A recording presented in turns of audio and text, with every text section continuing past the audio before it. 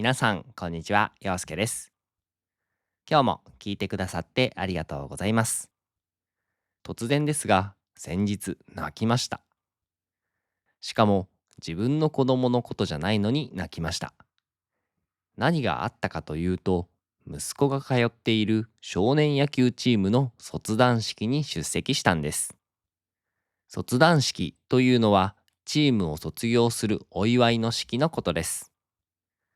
少年野球やサッカーなど、子供たちが所属しているチームで、最上級生の6年生がチームを離れるとき、みんなでお祝いをするんですね。息子はまだ5年生なので、卒業するのは息子ではありません。でも、6年生の子供たちが一人ずつ前に出て挨拶する姿を見ていたら、もう涙が止まらなかったんです。なんで自分の子供じゃないのに泣いてるんだろうって自分でもちょっと思いました。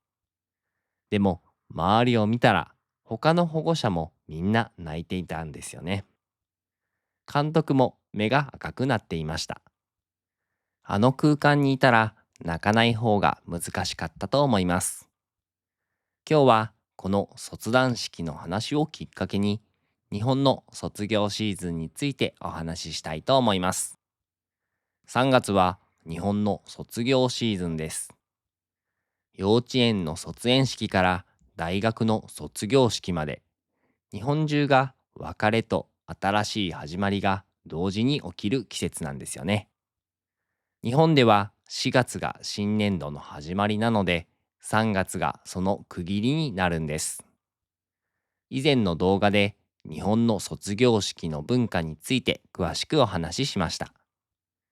今日は文化的な説明というよりも、もっと個人的な話をしたいと思っています。卒団式で泣いた話、自分の卒業の思い出、そして実は明日、娘の卒園式があるんです。明日も泣くかもしれません。では、まず卒団式の話からしますね。卒団式は地域の市民館で行われました。6年生は7人いて、それぞれのお父さんお母さんも来ていました。まず監督から6年生一人一人に向けて言葉がありました。お前が入ったばかりの頃はボールを怖がって逃げてたよな、とか、最初は全然打てなかったけど、最後の大会ではヒットを打てるようになったな、とか、そういう話を監督がしてくれるんです。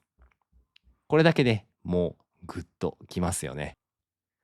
その後、6年生が一人ずつ前に出て、自分の言葉で親への感謝の手紙を読みました。12歳の子供がみんなの前に立って自分の気持ちを言葉にするんです。途中で泣き出してしまう子もいました。でも最後までちゃんと話し切ったんです。お母さん、いつも朝早くからお弁当を作ってくれてありがとう。いつも応援してくれてありがとう。その一日一日が思い起こされて、もう泣けちゃいました。考えてみると、少年野球って子供だけの活動じゃないんですよね。親も毎週末練習場に行って、お茶の準備をしたり、車で送り迎えをしたり、暑い夏も寒い冬も試合の応援に行ったりするんです。だから卒団式は子供の卒業であると同時に、親にとっても一つの区切りなんです。息子はまだ5年生なので、今回は見送る側でした。でも来年は息子の番です。6年生の挨拶を聞きながら、来年息子もここに立つんだなと思ったら、さらに涙が出てきました。子供の成長って毎日一緒にいると気づかないものなんですよね。でもこういう節目の時に、ああ、この子こんなに成長していたんだと一気に気づくんです。それが嬉しくて、同時にちょっと寂しくて涙が出るんだと思います。日本語にはもらい泣きという言葉があります。他の人が泣いているのを見て、つられて自分も泣いてしまうことです。卒団式はまさにもらい泣きの連鎖でした。子供が泣く、親が泣く、それを見て私も泣く。同じチームで何年も一緒に過ごしてきた仲間ですから、関係ないわけがないんですよね。卒団式で泣きながら自分の卒業のことも思い出しました。私が一番印象に残っているのは高校の卒業式です。以前の動画でもお話ししたことがあるんですが、私の高校生活はすごく楽しかったんです。野球部で毎日練習して、体育祭や文化祭では同級生と盛り上がって毎日が充実していました。だから卒業式の日は嬉しいというよりも寂しさの方が大きかったんですよね。卒業式が終わった後、同級生と写真をたくさん撮って、その後みんなでご飯を食べてカラオケに行きました。みんなで歌って笑ってすごく楽しかったんですよね。でも心のどこかでこれが最後なんだなと思っていました。実際高校を卒業してから会わなくなった友達もたくさんいます。あの日が本当に最後だった人もいるんですよね。そう思うと、あの時間はすごく貴重だったなと今になって感じます。大学の卒業は高校とはだいぶ雰囲気が違いました。大学院に進学する人、社会に出る人、いろいろでしたが、次のステージへの期待感にあふれていました。最後の飲み会は楽しかったですね。高校の卒業は仲間との別れ、大学の卒業は社会への一歩。同じ卒業という言葉でも感じる気持ちは全然違うんだなと思いました。皆さんは自分の卒業式のこと覚えていますか？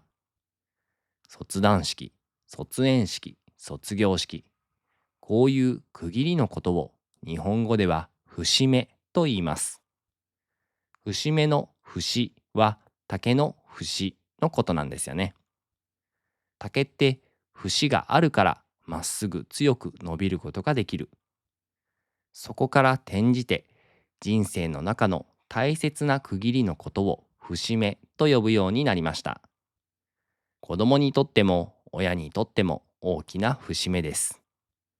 卒団式で泣いたのは6年生の成長に感動したからだけじゃないんです。息子もいつかこうなるんだという未来が見えたからだと思います。今はまだ5年生で私の言うことを聞いてくれるし、一緒に野球の練習もしてくれる。でも来年は卒団して中学生になる。どんどん親の手を離れていく。それは成長だから喜ぶべきことなんですけど、やっぱりどこか寂しいんですよね。そして明日は娘の卒園式です。娘は幼稚園に3年間通いました。毎朝、妻と私で支度をしていたんです。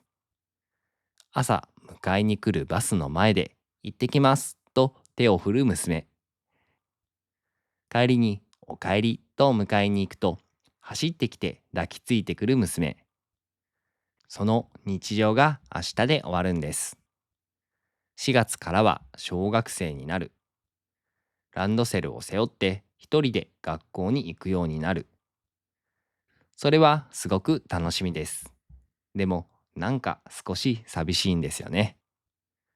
日本の卒業シーズンの文化については、以前の動画で詳しくお話ししたので、今日は少しだけ補足しますね。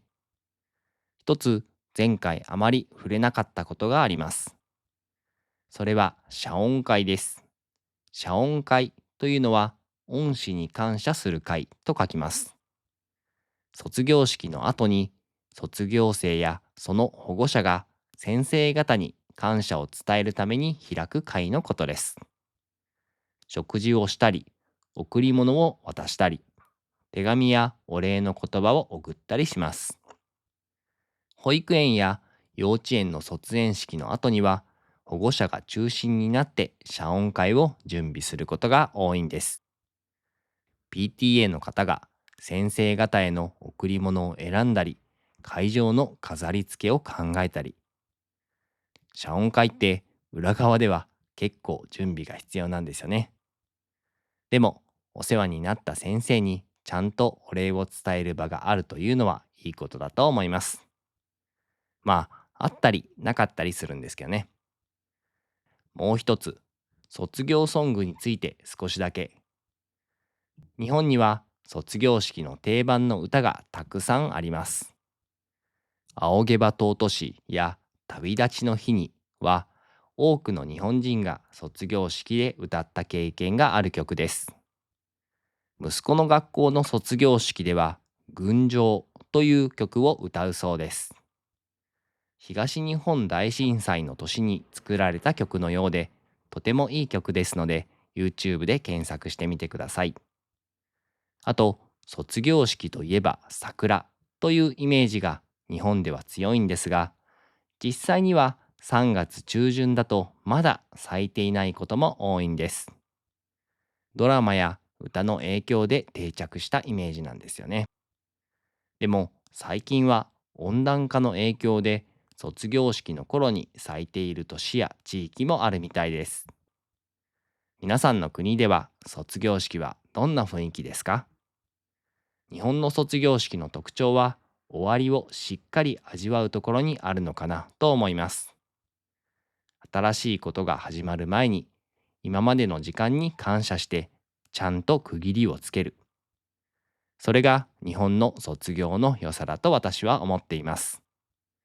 来年は息子の卒団式です。また泣くと思います。そして明日の卒園式頑張ってきます。ハンカチを多めに持っていこうと思います。今日も最後まで聞いてくださってありがとうございました。この動画が良かったと思ったら、チャンネル登録やいいね、コメントをいただけるととても励みになります。ではまた次回の動画でお会いしましょう。バイバイ。Yosuke teaches Japanese every day, bringing words and phrases come one may. From hiragana to kanji, you'll see learning's fun with Yosuke. Come